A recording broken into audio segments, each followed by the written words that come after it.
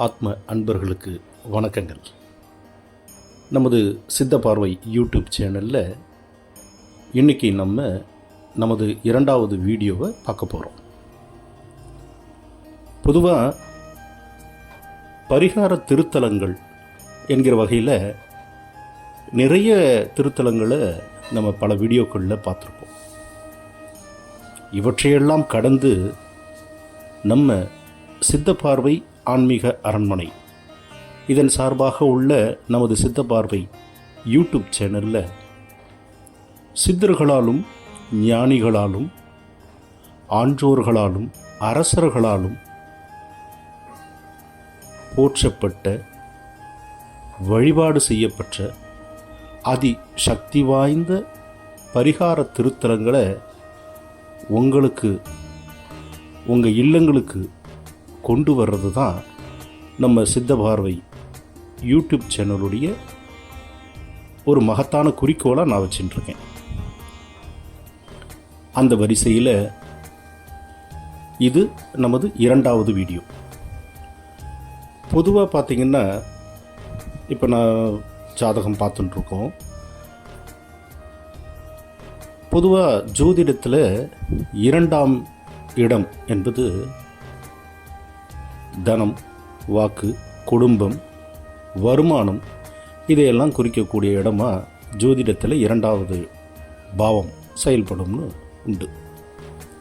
என்கிட்ட ஜாதகம் பார்க்க வர்றவங்களில் கிட்டத்தட்ட ஒரு 70-90 விழுக்காடு அன்பர்கள் முக்கியமாக கேள்வி எழுப்புறது வேற என்ன, இந்த அருளில்லார்க்கு அவ்வுலகமில்லை, பொருளில்லார்க்கு இவ்வுலகமில்லை.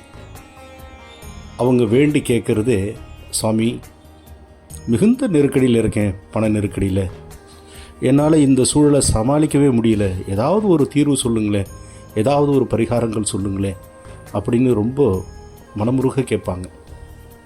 எனக்கு இந்த இரண்டாவது வீடியோன்னு சொல்லும் பொழுது எனக்கு இந்த இரண்டாவது இடமான தனம், பொன், பொருள் சேர்க்கை இது குறித்த ஒரு வீடியோ உங்களுக்கு கொடுக்கணுன்ற ஒரு அளப்பரிய ஒரு ஆர்வம் வந்ததுனால இந்த ரெண்டாவது வீடியோவை பொருள் சேர்வதற்காக, குறிப்பாக தன ஆகர்ஷணம் பெற ஒரு கோவிலை நம்ம அன்பர்களுக்கு கொடுப்போம் அப்படின்ற எண்ணத்தோடு எடுக்கப்பட்டது தான் இந்த வீடியோ. சரி, நம்ம அத்தகைய சிறப்பு வாய்ந்த ஒரு திருத்தலம் குறித்த ஒரு அற்புதமான செய்திகளோடு இந்த வீடியோவை நோக்கி பயணிப்போம். சித்தர்களுடன் சித்திக்கட்டும். இன்றைக்கி நம்ம வீடியோவில் நம்ம பார்க்க போகிறது பொருளாதார நெருக்கடி, பண பிரச்சனை. சுவாமி ஏகப்பட்ட நெருக்கடிகள் இருக்குது சுவாமி, நான் என்ன பரிகார கோயிலுக்கு போகிறதுன்னு மனமுருக நினைக்கிறவங்களுக்கான ஒரு திருத்தலம் தான் நம்ம பார்க்க போகிறோம். தேவார பாடல் பெற்ற தொண்டை நாட்டு திருத்தலங்களில் அதிசக்தி வாய்ந்த மூன்றாவது திருத்தலம் தான் இந்த ஓணகாந்தன் தளி என்று சொல்லப்படக்கூடிய ஒரு அற்புதமான திருத்தலம். தமிழகத்தோட ஆன்மீக நகரான காஞ்சிபுரத்தில் தேவார பாடல் பெற்ற 5 சிவாலயங்கள் இருக்குதுன்றது உங்களுக்கு தெரியும். அதில் இந்த ஓணகாந்தன் தளி என்ற ஒரு அற்புத திருத்தலம் பொன் பொருளுக்காகவே சுந்தரர் பதிகங்கள் பாடி பொருளை பெற்ற ஒரு அற்புத திருத்தலம் தான் இந்த ஓணகாந்தன் தளி என்ற திருத்தலம். வாங்க நம்ம ஆலய தரிசனத்துக்குள்ளே போவோம். அதுக்கு முந்தி இதனை பற்றின ஒரு சின்ன ஸ்தல புராணம், அதை மாத்திரம் உங்களுக்கு ரொம்ப சுருக்கமாக சொல்லிடுறேன். அதை தொடர்ந்து நம்ம ஆலய தரிசனம் செல்லலாம். முன்பு ஒரு காலத்தில் அசுர அரசனாக இருந்தவன் தான் வானாசுரன். இவனுக்கு 2 சேனாதிபதிகள் இருந்திருக்கிறாங்க. ஒருத்தர் பேர் ஓணன், இன்னொருத்தர் பேர் காந்தன். இதில் ஓணன் என்பவர் அந்த பகுதியில் சுயம்புவாய் எழுந்த லிங்கம், அதுக்கு தன்னுடைய இரத்தத்தால் அபிஷேகம் செஞ்சு கடுமையாக விரதம் இருந்து பல வரங்களை வாங்கிட்டான். இதே போல் காந்தனும் மற்றொரு லிங்கத்தை பூஜை செஞ்சு பல வரங்களை வாங்கினான். இந்த பகுதியில் வசித்த ஜலந்தராசுரன் என்பவனும் ஒரு லிங்கத்தை ஸ்தாபித்து வழிபட்டான். இது பிற்காலத்தில் சிவனின் தோழரான சுந்தரர் இந்த பகுதிக்கு வரார். அப்போ 3 லிங்கங்கள் வெட்ட வெளியில் பூமிக்குள்ளே பதிஞ்சிருக்குங்க. அசுரர்களுக்கு கூட பக்தி இருந்திருக்கு பாருங்கன்னு வியந்து போயிருக்காரு சுந்தரர். அந்த பக்தியை வெளிக்காட்டுறதுக்காகவும் லிங்கங்களுக்கு பாதுகாப்பு தரவும் சுந்தரருக்கு அங்கே ஒரு கோயில் எழுப்பணும்னு ஒரு பயங்கர ஆசை ஒன்று வந்துருச்சு. ஆனால் பணம் வேணுமே, பொருள் வேணுமே, என்ன செய்யறது? வேறு வழி இல்லை. இறைவனுடைய பாதத்தை தானே தேட முடியும். அதனால் என்ன பண்ணுறாரு? எப்படி படிக்காசு உங்களுக்கு நினைவு இருக்கும், வாசி தீரவே காசு நல்குவீர் அப்படின்ற ஒரு பதிகத்தை நீங்கள் எல்லோரும் கேட்டிருப்பீங்க. அதுபோல் அங்கே படிக்காசு பெற்றது போல் இங்கே சிவபெருமானை நோக்கி வேண்டுறாரு சுந்தரர். அப்போது அவர் பாடின பதிகம்தான் நெய்யும் பாலும் தயிரும். இந்த பதிகத்தை நீங்கள் கேட்டிருப்பீங்க. ரொம்ப சக்தி வாய்ந்த பதிகங்க, அற்புதமான பதிகம். பாடும் பொழுது நம்ம மனசே உருகணுவீங்களே. நெய்யும் பாலும் தயிரும் கொண்டு நித்தல் பூசனை செய்யலுற்றார், கையிலொன்றும் காணமில்லை கழலடி தொழுதுயின் அல்லால், ஐவர் பாடிங்க காட்டாடி ஆழ் குழிபட்டழுந்து வேணுக்கு உய்யுமாறு ஒன்றரளிச் செய்யீர் ஓனகாந்தன் தலியுளீரே என்ற ஒரு அற்புதமான ஒரு பதிகத்தை பாடுறாரு சுந்தரர். சுந்தரர் பாட பாட இறைவன் என்ன பண்ணுவார்? சுந்தரோடைய பதிகம் அற்புதமான பதிகமாச்சே, மயங்குறார். மயங்கி சுந்தரர் பதிகம் பாடிக்கிட்டே இருக்கும் பொழுது என்ன பண்ணுறாரு சிவபெருமான்? அந்த 5வது பாடல், பதிகத்தினுடைய 5வது பாடல் பாடும் பொழுது இறைவன் அங்கே இருக்கிற நிறைய கேட்கணும், சுந்தரர் பாடுறதை கேட்கணுன்றதுக்காக பக்கத்தில் இருக்கிற ஒரு புளிய மரத்தில் இறைவன் போய் நின்றுடுறார். பாடலை கேட்கறதுக்காக போய் பதுங்கிடுறாருன்னு வைப்போமே. சுந்தரர் விடுவாரோ? விடலை. அங்கேயும் போய் அந்த புளிய மரத்துக்கு நின்று அந்த பதிகத்தை பாடுறார். இறுதியில் தாயுள்ளம் கொண்ட பராபரன் என்ன பண்ணுறார்? சுந்தரருக்கு அருள் புரியணுமே, அவர் கேட்டதை கொடுக்கணுமே, அதுக்காக அந்த புளியம் பழங்கள் இருக்கு இல்லையா, புளிய மரத்தில் இருக்கிற பழங்கள் எல்லாமே பொன்னாலான பழங்களாக உதிர்க்கிறார் இறைவன். என்ன ஒரு அற்புதமான ஸ்தலம் பாருங்க. இறைவனே பொன் பொருளை வழங்கிய ஸ்தலம். சுந்தரர் எல்லா பழங்களையும் எடுத்து பொன் பொருள் எல்லாம் பொன்னாக விழுது, அதை எடுத்து அற்புதமான ஒரு கோயிலை கட்டுறதுக்கான விஷயங்களை செய்கிறாருன்னு புராணங்கள் சொல்லுதுங்க.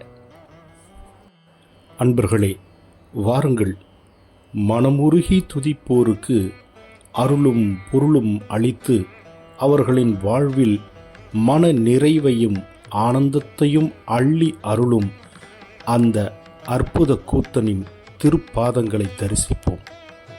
வாருங்கள். அற்புதமான இந்த திருத்தலத்தை தரிசனம் செய்ய நம்ம தமிழகத்தின் ஆன்மீக தலைநகரான காஞ்சிபுரத்திற்கு போகணும். அங்கே பஞ்சபூத ஸ்தலங்களில் ஒன்றான அருள்மிகு ஏகாம்பரநாதர் திருக்கோயிலுக்கு மேற்கே அரக்கோணம் திருத்தணி செல்லும் பாதையில் சர்வதீர்த்த குளம்னு ஒரு குளம் இருக்குங்க. அந்த குளத்திலிருந்து வலதுபுறம் அது திருத்தணி செல்லும் பாதை. அதுதான் நாம் செல்ல வேண்டிய பாதை.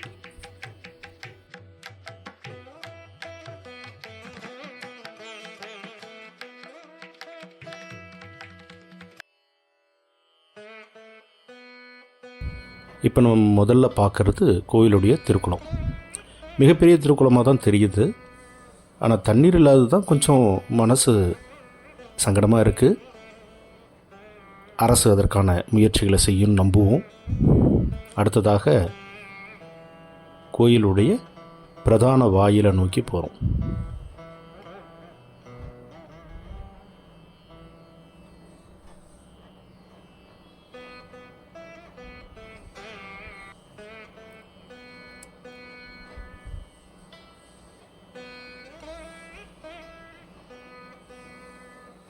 முதல்ல நம்ம தரிசனம் பண்ணுறது பலிபீடம்.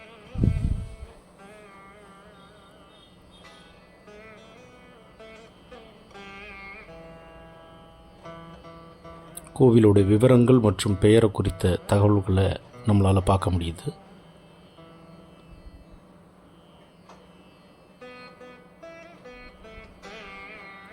நந்தி பகவானின் திரு தரிசனம். அடுத்ததாக கணபதி சுந்தரர், இவங்களுடைய திருமேனிகளை நம்ம தரிசனம் பண்ண முடியுது. சுந்தரருடைய திருப்பாதமும் இங்கே இருக்குங்க.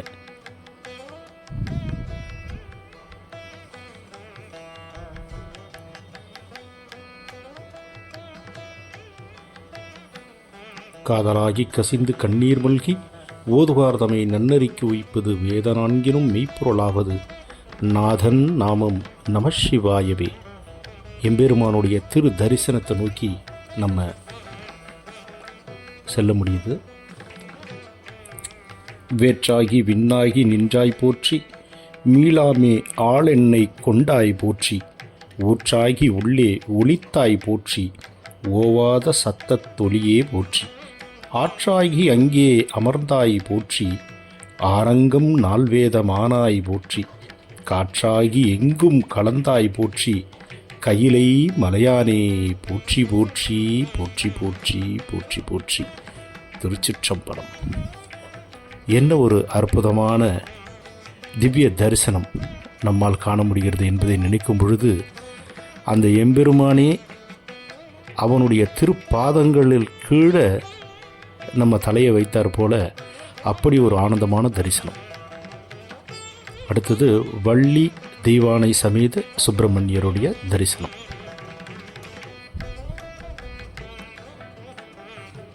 இப்போ பிரகாரங்களை சுற்றி வரப்போகிறோம். அதில் முதலாக நம்ம பார்க்க போகிறது ஸ்தல விருட்சம். இங்கே ஸ்தல விருட்சம் பார்த்திங்கன்னா வன்னியும், நான் ஒரு கதை சொன்னேன் இல்லைங்களா, புராண கதை, அதில் வர புளிய மரமும் வன்னி மரமும் இந்த திருக்கோயிலுடைய ஸ்தல விருட்சமாக இருக்குது. இப்போ நம்ம பார்க்குறது ஸ்ரீகாந்தேஸ்வரர். இவர் காந்தல் வழிபட்ட சிவபெருமான். அடுத்ததாக சுப்பிரமணியருடைய தரிசனம். இவர் தான் ஓம்கார கணபதி. இங்கே காதை வச்சு கேட்டால் ஓம் என்ற பிரணவம் கேட்கிறதா சொல்லப்படுது. ஆத்ம அன்பர்களே, இதோடு நம் திருத்தல தரிசனம் நிறைவு பெறுகிறது.